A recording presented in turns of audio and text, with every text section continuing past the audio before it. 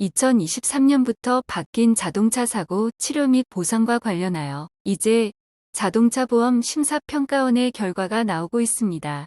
교통사고 피해 소비자 모임에서는 병의원 관계자들과 손해사정인들의 이야기를 정리하여 합의금을 잘 받기 위한 최신 내용을 준비했습니다. 관련 내용을 살펴보기에 앞서 며칠 전 뉴스에 나왔던 기사를 가져와 봤습니다. 그 내용은 금융당국이 은행에 이어 고액 성과급 논란을 낳고 있는 보험사의 성과 보수 체계 적정 여부를 점검한다는 것과 지난해 2022년 한 해 동안 총 9조 원에 막대한 순이익을 거둔 생보사, 손해보험사들이 이를 토대로 수천억 원에 달하는 성과급 잔치를 벌였다는 내용이었습니다. 이 모든 것이 결국은 우리 소비자들의 피땀으로 만들어 낸 돈으로 벌어진 일들이죠. 우리도 이제 정확한 내용을 알고 정당한 권리를 찾읍시다. 거짓말로 소비자를 속이고 압박하는 일부 보험사들과 대인 담당자에게 더 이상은 당하지 않으면 좋겠습니다. 이제 본격적인 내용 설명으로 넘어가 보죠. 합의금 산정에 대한 전략을 짜는 데 있어서 교통사고 시에 나의 과실이 전혀 없는 100대 0의 경우와 나의 과실도 일부 있는 쌍방과실의 경우의 내용이 좀 다릅니다. 오늘 동영상에서는 먼저 본인 무과실에 해당하는 100대 0의 경우에 대해 먼저 살펴보도록 하고 다음 동영상에서는 상반과실에 해당하는 분들에게 필요한 내용으로 찾아오겠습니다. 첫 번째 질문입니다.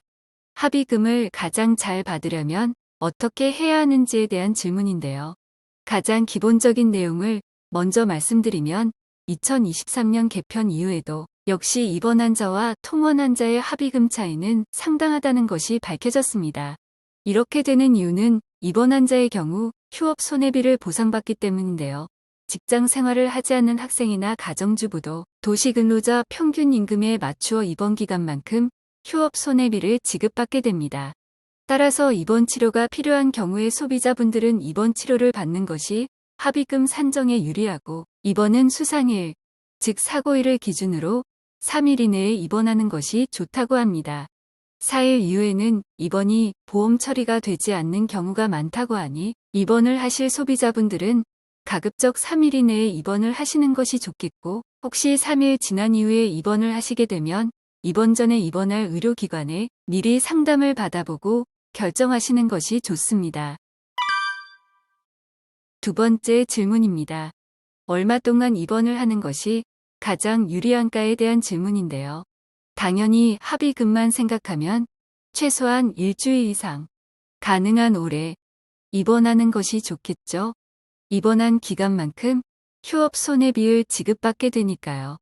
다만 본인의 증상이나 개인적인 상황상 입원이 어려운 경우에는 통원 치료를 하되 사고일 기준 초반 3주에서 4주 정도는 최대한 자주 치료를 받고 치료 기록을 증거 기록으로 확보해 놓는 것이 유리합니다. 세 번째 질문. 어떤 진단명과 증상이 기록되어 있는 것이 합의금에 유리한가에 대한 질문인데요.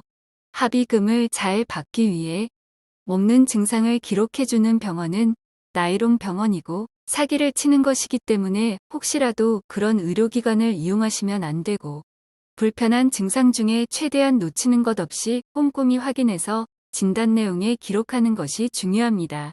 12급 경증상해보다 높은 급수를 받는 것이 유리한데요. 대표적인 진단명으로는 골절, 뇌진탕, 목, 허리 디스크 등이 있습니다. 이 중에서 목 디스크, 허리 디스크는 생각보다 많은 분들에게서 보일 수 있는 증상이니까 목과 허리에 평소 불편한 증상이 있던 분들은 잘 확인해서 진단을 받고 나서 교통사고로 인해 기존의 디스크가 악화되었다는 내용으로 보험사를 상대하시는 것이 중요합니다.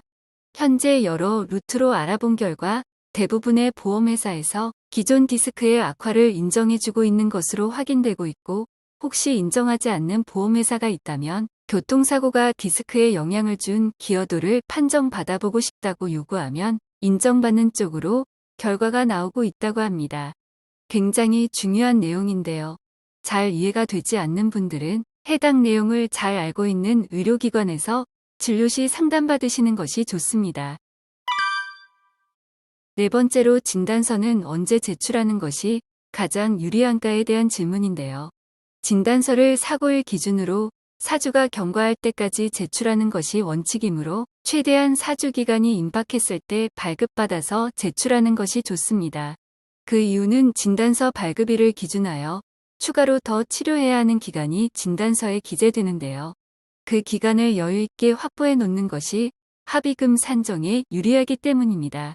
굳이 미리 진단서를 발급받지 말고 사고일 기준 사주가 거의 되어갈 무렵에 진단서를 발급받아서 보험회사에 제출하는 것이 가장 좋습니다. 다섯 번째 질문입니다. 진단서 발급 비용을 환자가 보험사에 청구할 수 있는가에 대한 질문인데요. 금융감독원 관계자의 말에 따르면 진단서 발급 비용은 보험사에서 환자에게 지급하도록 지도하고 있다고 합니다. 다만 이 제도가 시행된 지 얼마 되지 않았고 지도사항이다 보니 보험사에서 진단서 발급 비용을 주지 않으려고 하는 경우가 가끔 있다고 합니다. 보험사에서 진단서 제출을 요구할 때 발급받는 것은 보험사에서 요구해서 진행하는 것이므로 이때는 진단서 비용을 받기가 훨씬 수월합니다. 따라서 미리 진단서를 발급받지 말고 사고일 기준으로 사주가 임박하여 보험사에서 진단서 제출을 요구할 때 진단서 발급 비용을 지급해 주는지를 먼저 정확히 확인하고 나서 진단서를 발급받아서 제출하시는 것이 가장 좋습니다. 마지막 질문입니다. 일부 보험사 직원이 부당한 방법과 거짓된 설명으로 합의를 종용하는 경우에 어떻게 대처해야 하는지에 대한 질문인데요. 사고 당사자인 소비자가 금융감독원이나 한국소비자원에 민원을 제기하여 해결할 수 있습니다. 예를 들어 경상 환자는 사주만 치료가 가능하다든지, 치료를 오래 하면 합의금이 줄어든다든지, 차량에 같이 탑승하고 있던 동승자들은 합의할 때 한 번에 다 전원이 합의를 해야 한다든지 등의 거짓말로 합의를 압박할 경우 가급적 해당 통화 내용을 녹음하여 증거로 확보하신 후 민원을 제기하면 대인 담당자의 부당한 협박에 대응할 수 있습니다. 내용이 좀 정리가 되셨나요? 지금까지 나의 과실이 없는 100대 0의 사고 경우에 합의금을 잘 보상받을 수 있는 방법을 정리해 보았습니다. 간단하게 요약하면 입원이 필요한 경우는 입원을 해서 입원 기록을 가능한 길게 확보해 놓고 통원 치료만 해야 할 경우에는 사고일 기준 초반 4주 동안 최대한 부지런히 치료를 받아 진료 기록을 확보해 놓은 상태에서 사주가 임박했을 때 진단서를 제출하고 치료받는 동안에는 혹시 골절이나 뇌진탕 또는 디스크 증상이 없는지에 대해 꼼꼼히 진료를 받는 것이 중요하다는 것 등입니다. 지금까지 말씀드린 내용들을 잘 기억하셔서 교통사고를 당했을 때 치료도 꼼꼼히 받고 보험 보상도 정확하게 받으셔서 많은 소비자분들이 자신의 권리를 찾으시게 되기를 바랍니다. 감사합니다.